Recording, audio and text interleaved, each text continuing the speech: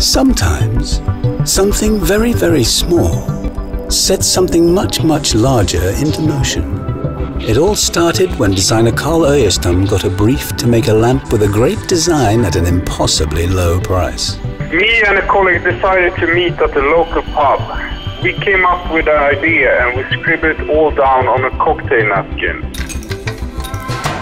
The team deconstructed the lamp down to its smallest components.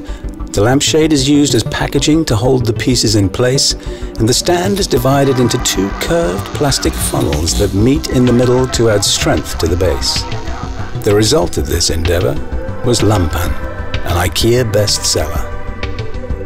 I am really proud to have been a part of Lampan. It's a perfect example of reducing something to a minimum of components to find the perfect form.